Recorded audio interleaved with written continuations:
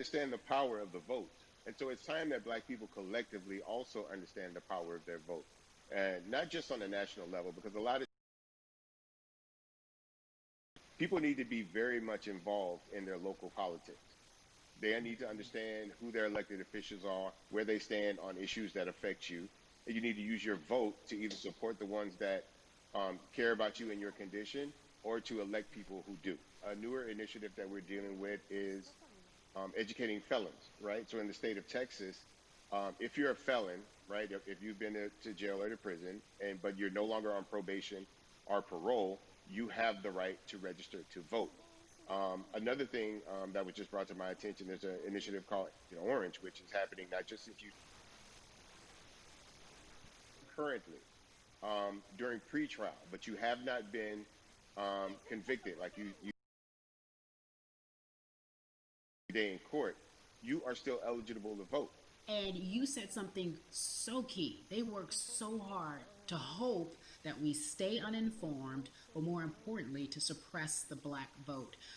If you could do one thing with this message that we're trying to send today about how important voting is, what type of images would you like our people to understand and see when they go to these polls and vote, or when they cast their ballots? I think the images that we've all seen, you know what I'm saying, for decades in this country, if not centuries in this country, we've seen black people oppressed. We've seen black people attacked. So every time you look back and you're fighting for it, back then they were just fighting Yeah. for a chance to vote. People like Martin Luther King Jr., people like Malcolm X, these people died to help us um, be in a position to have the power that we have now, which is to be able to cast a vote and make a decision about the people that have controls over our lives. So, I mean, if you in your own community need a reason to Mm-hmm. vote, look at a person like George Floyd.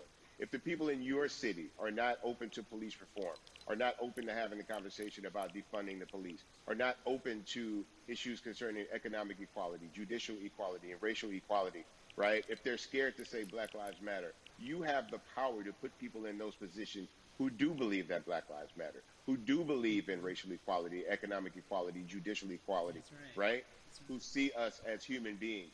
And if the people in your community don't feel that way, vote them out. It's that simple. It's just vote them out. We don't have enough time to sit around and hope that people change their minds. Yeah, Bumpy, you point out something so important. We have the power, and that is in our vote, and that is with our voice, and that's how we use our. Right now, people say this is a particular moment, but it is a movement, not just a moment, it is a movement. Why, in your opinion, was it George Floyd's death? Why was that the chosen brutality for people to say, oh my God, black people are still oppressed in this country, and it is not fair? I think it's twofold, Carrie. In so many different encounters with between people of color and the police, there simply is no proof of what happened in the interaction. Mm, And so what happens is in a court of law, it tends to lean towards the policeman's point of view, right? In this case, we saw very clearly what happened. I think the other thing is due to the fact that everyone was at home, basically during this time period in relation to the coronavirus. You couldn't avoid it, right? It was on every television station, it was on every social media platform. Everywhere you turn, you were constantly hit upside the head with this message. You see in the interaction that this man did nothing to deserve what happened. that's right. I think so well said, because if you think about it, in the grand scheme of things, it wasn't worth it, and he didn't have to lose his life. I think that you touched on something that a lot of people talk about, and that is now defunding the police. That has been such a huge conversation, but there's so many misconceptions around defunding and dismantling. Uh, if you will, educate the audience. All right, so most people, when they hear the term defund the police, they tend to think of, oh, they're going to take away our police department. Nothing could be further from the point. Defunding the police means that in certain communities, even Houston, take for example, we had over $1 billion allocated to our police force. Now, what is that money being used for? Some of that money tends to be allocated towards riot shields, right? Pepper, the people that fund this budget, right? So why would the people want to supply the police with the means to oppress them? If the police are concerned about the situations in certain Yep. communities with a higher crime rate, well, higher crime rates tend to happen in communities where there's not there's not employment opportunities, right? There's not a lot of social services, and people are going to do what they need to do to take care of For themselves sure. and their families. When the community has more opportunities for employment, more opportunities for upward mobility, then they tend to be a less of a strain on the government. They tend to have a lower crime rate. And because of that, we'll have less need for the police in those communities. You are passionate about so many different things in terms of making sure that we are holding our leaders accountable. Talk to me about some of the other projects that you're working on. Well, right now, obviously, being a part of More Than a Vote is essential. We're dealing with primaries in this country right now. And we just want to educate people. We want to inform people because people are tired, they're angry, they're concerned, and they want information and they want action. And so we want to make sure that we give them the right information and lead them in the right direction. And we thank the people that do not look like us for standing with us right now because it's very Amen. important that people who aren't black be involved because if black people could have gotten rid of racism, we would have done it hundreds of years ago. And so I'm trying to use my voice and my platform just to let people know that if they feel like I do, there's a number of places they can go to enact change in their community. People need to know about how their city council runs. They need to know that they have the ability to speak when city council meets, to let them know that that's not the way that they feel their city needs to be run. Those are not the places that they feel the money of their And Bun, community needs to be allocated.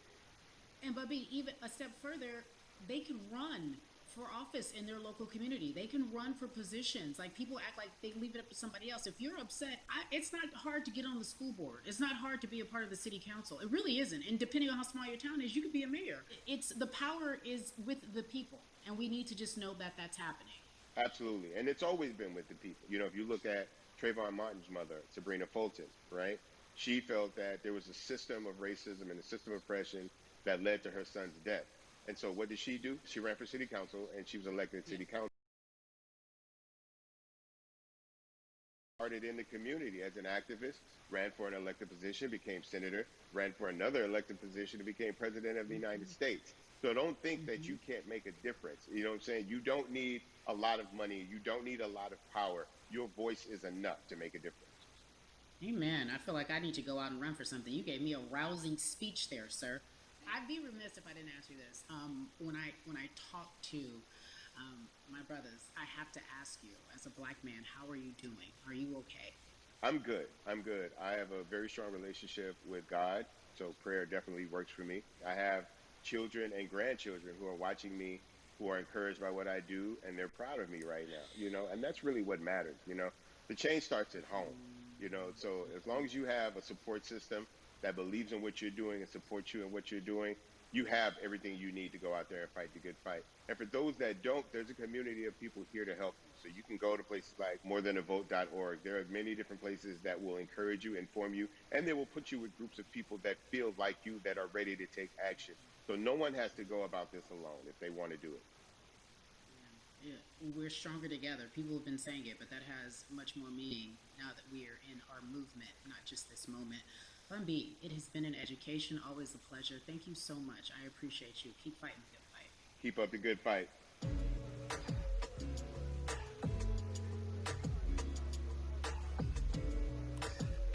Yeah, la la. So our next guest, I have to admit, I'm a fan, but there are so many different people that we could talk to, and I thought it was so imperative that we speak with her. You know her as Molly on the huge, successful show Insecure, HBO's Insecure. She also has a comedy special highlighting her Nigerian roots, and she's an amazing podcaster. Let's welcome in Yvonne Orji, everyone. You have such a beautiful way of making things funny, giving us our medicine with some candy, right? The humor and the Yeah. healing. You bring all of that to your space. And right now, as you look across this country and how everyone is so broken and so upset, if it's not social injustice, it's the pandemic, it's depression, it's unemployment, the list goes on and on. How are you doing, quite frankly? I'm rediscovering self in a way that is hard but necessary, that will lead to ultimate joy. I know it sounds like a lot, but no, I think I personally think that God put all of us on a global timeout. Like we just, America hasn't done as good as other people when it comes to timeouts because everyone else is out playing at recess, and we're still in the principal's office hoping and wishing we can come out. But I think that if we settle into the timeout and really learn the lesson that we're supposed to learn from this season, I think we'll emerge better. We'll learn how to play well with others in more ways than one, And so personally for me, I'm taking this time to learn me in a new way. I feel like I'm being ushered into a new season and I'm getting still because sometimes the busy uh, confounds the work that we're supposed to actually be doing. You know, we're busy doing other stuff, but we got work that we need to do on the inside. And I'm like, I'm leaning into it. I'm like, dang, I thought I was gonna be able to rest like everybody else. And God's like, nah, we got work to do. You know what? And I think that's what everybody is saying about 2020. It's demanding that we be better. And you said it's a global timeout. What do you mean by that? Yeah, it's like everyone sit down, be humble, to quote the great prophet Kendrick Lamar. Uh, but like, no, seriously, sit down and let's reevaluate some things. Let us unearth and shake up the things that we have been trying to hide within ourselves, within our nation. I think America is going through an unraveling right now, a much needed, a much necessary one. And I think all eyes on us, right? There is no, oh, I was on the subway for an hour, so I didn't miss that thing that happened. No, everybody was home. Everybody, was watching when George Floyd died, and everybody, no one could hide it. Everyone was watching when Amy Cooper called the cops. Like, this is a time where it's like, oh, we can't pretend it away. We can't excuse it away. No, no, no, no, no. It's a global timeout. Sit down, watch, and let's learn. And globally, it's like, hey, we were going business as usual, but it ain't usual no more. Like that's old. Anytime change occurs, it's very uncomfortable. And so right now we're sitting with we're getting we're getting comfortable with the uncomfortable. The minorities, we've been comfortable with being uncomfortable because that to me explains just the existence for whatever we want to do, how we break into our careers, how we live our lives, how we find ourselves one of the few or one of the first. And that's a lonely road. When you look at and when you talk about this global timeout, everybody had to pay attention to Amy Cooper, everyone had to pay attention to George Floyd. How is that helping us as a people, as a country during our global timeout? I think, well, one, we're not minorities, Carrie. You already know it. It's like these labels that they put on us. It's Yeah. like the same way of saying like black on black violence. Also, there's no white on white violence. It's branding, Yeah, right? It's all yeah, branding. you're right. You're It's right. like white people kill white people every single day. So no, there is no black on black violence. And if you say black on black violence, well then let's brand white on white violence. Like I watch Mhm. Investigation Discovery. Ain't too many of us being featured. So, I just even like, but to answer your question, what does that do? I think what everyone expected is what has happened in the past when the world was still open, right? In that, okay, you had everyone from Trayvon Martin to Castillo to Sandra Bland. You had all of these lives lost, and black people made some noise. We rioted, we got out in the streets, we started the Black Lives Matter movement, all of those things. And then white people kind of just like, oh, let's give them something, and then it's just like, is it over? It's like Oscar so black. Okay, okay, good. We gave some Oscars. Are we good now? Like, are we even? Hmm. And it's now it's just Hmm. like, oh no no no no no. This is not about like a band aid. It's like, yo, we might have to amputate the leg a little bit, but it's all right because we're gonna by amputating the leg we're gonna save the body. And so I think that's what's happening now. Like America is realizing like, oh, black people aren't just making a little bit of noise. Like the protests are still out, the conversations are still being had, the change is still being demanded, and I think they're seeing, oh, this is not going no way, and no, it's not because we need systematic change. What a beautiful way to explore what is happening and describe our country. We might have to amputate the leg, but that's to save the body. That's what's happening right now. That's beautiful, Yvonne. And to that end, I have to ask you this because the way that we do that, we use our voice. And our voice right now in this world, in this country, is our vote.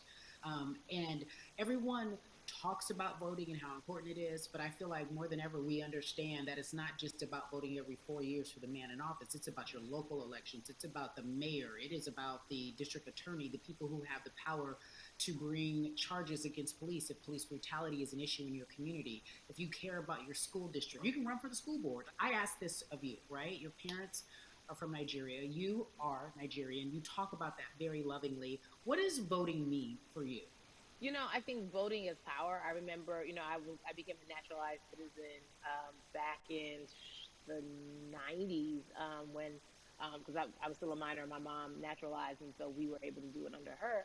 And just even that power of like, we are American citizens and all the access that we have by being citizens, one of those accesses and those access to power being voting, it's a big deal. It's a big deal because not only do we have the opportunity to be in this country, but now we can be of the country. We can be of the systems. We can be of the rules. We can be of what it actually affords.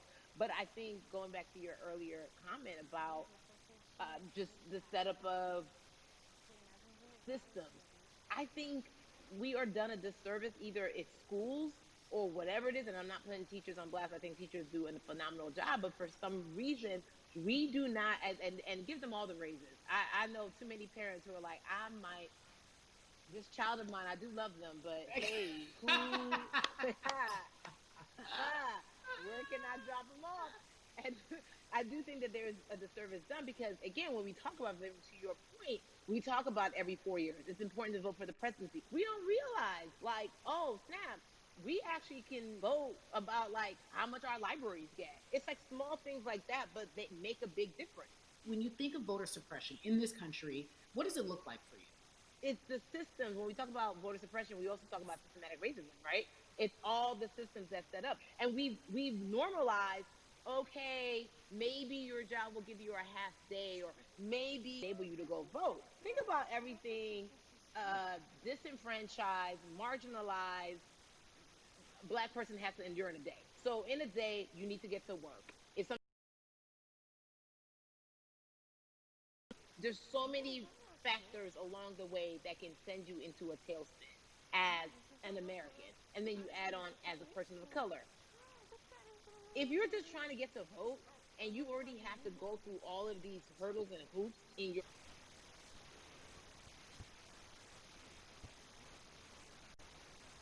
country, but then you also see all the time that people are like, there's no voice that matters, and then it's meant, oh, this doesn't matter, and then you're kind of like, what's the point? How do we keep hope though? If I'm watching this Amizade right de now, brisa. I want to Brisa how do we as monstro. people stay hopeful? How do we believe in the promise that these quote unquote forefathers Hello. have given us? Hello. Because Oi, oi, oi. like Oi, we oi, said, oi. by default, like hope is infused in our Hello. DNA. Like you said, like by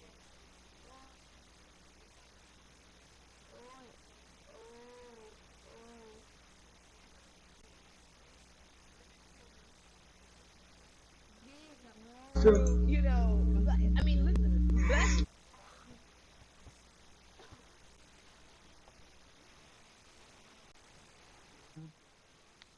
That's it. At one point, That was a written law.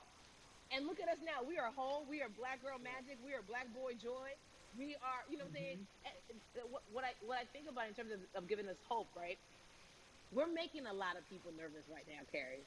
We're making a lot of people Ben, nervous right now because they're like, dang, we put all these obstacles in their way, and these jokers are resilient. But that should give us hope. That should give us hope that, like, we can't stop, won't stop. I mean, I went to the school of Diddy, you know what I'm saying? Hashtag, blah, blah, blah, blah, Harlem shaking it right now. Can't stop, won't stop. And I think that's our motto. We can't stop voting and we won't stop voting. We can't stop marching and we won't stop marching. We can't stop thriving and we won't stop thriving. to that end, because you led me directly there, I've been asking everyone who has appeared on this platform, what does activism look like? And I feel like back in the day, we had an idea. Yes, it is marching. Yes, it Yeah. is protesting. Yes, it is speaking out against things that we feel are not right or unjust. But talk to me about what activism looks like for Yvonne Orji. Listen, activism, I think the beauty of activism is that it has many faces, right? You're going to have the people on the front lines. Like, you know what? Martin Luther King was like, hey, BT Dubs, when they come back, this is how we support all the people who are marching on the front lines, and we're going to be here doing what we know to do best here. And you know what? Somebody needs to bail them out of jail so now we need to be in the community, getting money or whatever it is. So it's like everybody has a position to play, and so play your position like a shortstop, bruh.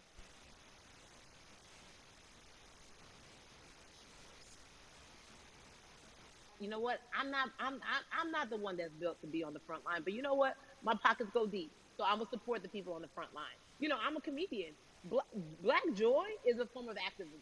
There's always a call for entertainers or celebrities that have the platform to do something. Why aren't you speaking out? I'm not a believer in thinking that it's mandatory. Like you said, everyone can be an activist and be activated in different ways. But talk to me about the connection. Talk to me about the marginalization in your world.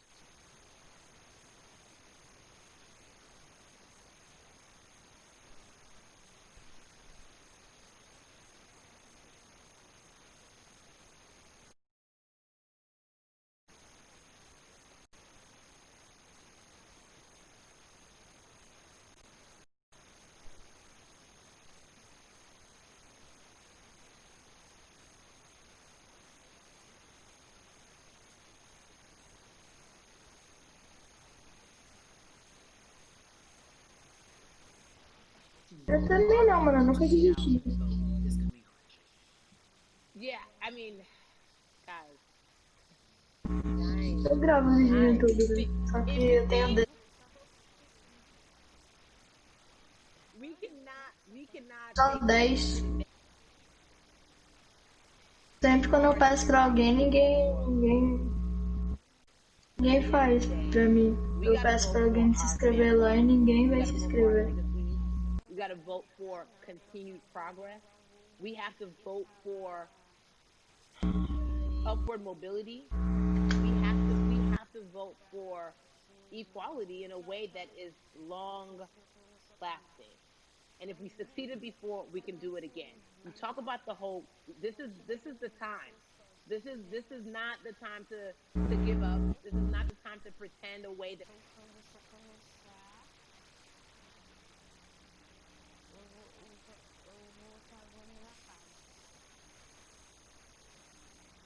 generation.